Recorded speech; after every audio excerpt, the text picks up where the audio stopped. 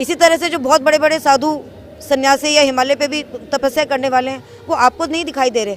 ऐसे ही हम यहाँ भी देखें तो यहाँ भी हमें कुछ दिखाई नहीं दे रहा, लेकिन यहाँ पे भी बहुत बहुत बहुत हाई एनर्जी स्टेट सोल्स हैं। और मेरा इस दरबार का एक बहुत ही दिव्य अनुभव है, वो भी मैं शेयर करना चाहती हूँ। अभी कुछ समय पहले ही मैं अकेले आई थी, किसी कारण से सबको मैं मतलब परेशान थी, अकेले ही आई थी। और मैं ये बिना बताए आई थी घर में, दरवाज़ा खोला, टिकट बुक किया, आ गई। तो मैं उस समय आई कि जब सुबह उठेंगे तो देखेंगे कि मैं घर में नहीं हूँ, ये भाव था। लेकिन 15 मिनट आने के बाद मैं सीधा बाबा के पास गई, 5-10 मिनट बाबा से मन की बात की। आप विश्वास नहीं करेंगे, दिवाली से पहले का समय था, मेरा शरीर इतना अद्भुत हल्का था, इतना अद्भुत हल्का, और अंदर से प्रकाशमान था। मैं आज भी नहीं जानती कि मेरे को वो एनर्जी स्टेट मतलब कैसे मिल गया, 15 मिनट के बाद ही। और मैंने घर पे फ़ोन किया, सब घर में बिल्कुल ठीक था, कोई डर नहीं था कोई। और मैंने 4 दिन तक उस एनर्जी स्टेट को मेंटेन रखा। ना मैं गुरुजी से मिली थी, ना मैंने कोई रिचुअल किया था, बस मैं बाबा के पास ही बैठी थी। तो जो आएगा, जो सच्चे भाव से जुड़ेगा, आपको ये याद रखना है कि मन ही जोड़ता है। और ये भी एक साइंस है।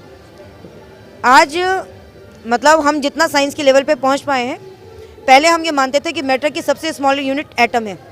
एटम में हम देखते थे कि उसके सेंटर में प्रोटॉन और न्यूट्रॉन है और इलेक्ट्रॉन रिवॉल्व कर रहे हैं। लेकिन क्वांटम साइंस कहती है कि इलेक्ट्रॉन, प्रोटॉन और न्यूट्रॉन बने हैं सब एटॉमिक पार्टिकल से, जैसे lepton particle, quark particle, boson particles, right. उनके बीच में एनर्जी फील्ड्स हैं। फिर ये जाना गया कि सब एटॉमिक पार्टिकल को भी कौन बना रहा है, तो फिर ये बनाया जाना स्ट्रिंग थ्योरी ने कि वो है वाइब्रेशंस। जब वाइब्रेशंस अपनी वाइब्रेशनल फ्रीक्वेंसी पे वाइब्रेट करते हैं तो वो डिफरेंट तरह के सब एटॉमिक पार्टिकल्स बनाते हैं। तो ये वाइब्रेशंस क्या है? यही आपके संकल्प हैं, यही आपके संकल्प हैं। आप किसी को गाली भी दे सकते हो, आप किसी को प्यार भरे शब्द से भी बोल सकते हो। न्यूटन का 3rd लॉ समझाते हो, जो देता है वो आता है।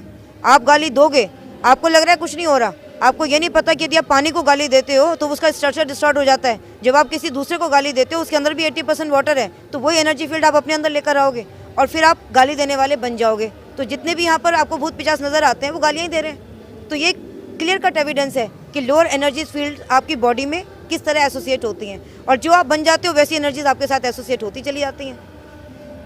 डिफरेंस बाहर की दुनिया में और आश्रम के अंदर की दुनिया में क्या डिफरेंस है? आश्रम की अंदर की दुनिया में परम सत्य है, ठीक है। उसका प्रैक्टिकल अनुभव करना है, वो आप तभी कर पाएंगे जब आप हर चीज़ को बिना किसी बायसनेस के मतलब महसूस करेंगे। जिसको भी सत्य की तलाश हो जीवन में, किसी भी रूप में, चाहे आपको अध्यात्म के रूप में, साइंस के रूप में, या मतलब किसी भी रूप में, हर किसी की, क्योंकि एक घर गृहस्थ वाले जो इंसान है उसकी एक अलग चाह हो सकती है। तो जो इंसान जिस भाव से जुड़ा है उसे यहाँ पर आकर के परम सत्य ज़रूर मिल जाएगा, ऐसा मेरा मानना है। बाहर की दुनिया को देखते तो कैसा लगता है? बाहर की दुनिया मुझे बिल्कुल झूठी नज़र आती है।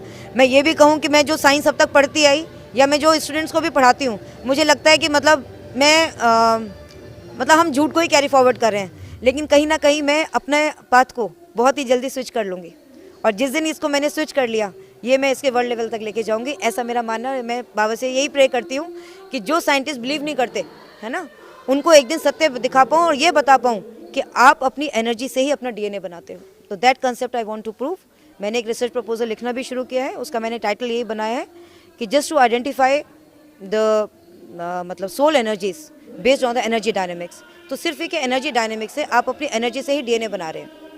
जब सोल एनर्जी की हम बात करते हैं, पैरानॉर्मल एक्टिविटीज़ की बात करते हैं, हम उसको मानते क्यों नहीं? हमारी गवर्नमेंट क्यों नहीं मानती है? देखिए, गवर्नमेंट साइंस नहीं मानती, मेडिकल नहीं मानता, क्यों? क्योंकि उनकी लिमिटेशन है। वो ये देखते हैं कि जो चीज़ उनको आंखों से नज़र आ रही है, उनको सेल समझ में आया, उनको डीएनए का स्ट्रक्चर समझ में आया। उन्होंने ये देखा कि पॉलीन्यूक्लियोटाइड चेन है, हेलिकल स्ट्रक्चर है, रिबन लाइक स्ट्रक्चर है, वो ये करता है, ये करता है। लेकिन वो आज तक कभी ये क्यों नहीं जान पाए कि मान लीजिए जैसे कोई भी न्यूरोडिजेनरेटिव डिजीज़ है, जैसे फ्रेटिक एटेक्सिया मैंने एक नाम लिया, तो उसमें जनरली ये माना जाता है कि डीएनए का ट्रिपल रिपीट एक्सपेंशन होता है। साइंटिस्ट ये देखते हैं कि यदि डीएनए में सपोज जीजी एक रिपीट सीक्वेंस है, वो यदि नॉर्मल इंडिविजुअल में 50 लेंथ है, तो वो किसी एबनॉर्मल इंडिविजुअल में 100, 200, 500, 1000 तक चली गई। और जितना ज़्यादा लेंथ बढ़ी, उतना ही ज़्यादा पर्सन अर्ली एज में डिजीज से सफ़र कर रहा है। लेकिन they don't know the cause. वो डीएनए को लेंगे, फिर वो सोचते हैं हम इस डीएनए को फ्रेगमेंट को कट कर देंगे, उसको रिकम्बाइन कर देंगे। नहीं, जब एनर्जी ही आपका डीएनए बना रही है तो उस डीएनए के टुकड़े को तोड़ने से क्या होगा, है ना। ब्लड ल्यूकीमिया में ब्लड को चेंज करने से क्या होगा, आप डालोगे उसकी एनर्जी फील्ड उस सही जो आप ब्लड डालोगे वो भी चेंज कर देगी, है ना।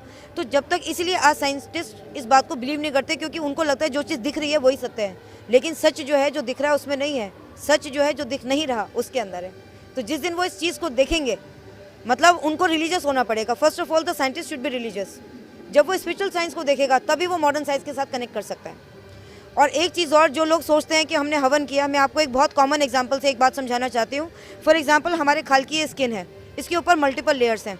यदि मेरा फर्स्ट लेयर के ऊपर कहीं कट लगता है तो आप यदि रात को सोएंगे तो आप देखेंगे कि वो अगले दिन हील हो जाएगा, ठीक है। यदि थोड़ा डीप कट है, it will take a time for a week, और डीप कट है, मंथ लग सकता है। यदि मेरा घाव इतना ही बढ़ जाए कि इस खाल के अंदर मैं अपनी बोन तक देख सकूं तो मुझे उसमें टाइम लगेगा। इसलिए ही गुरुजी कहते हैं कि आपको धैर्य की आवश्यकता है। क्यों? क्योंकि हर आत्मा अपने जन्म जन्मांतर में अपनी एक जर्नी को कैरी फॉरवर्ड कर रही है, ठीक है। वो एक परिवार में आती है, एक अलग तरह के कर्म को करती है, उस कर्म से वो एनर्जी को संचित करती है।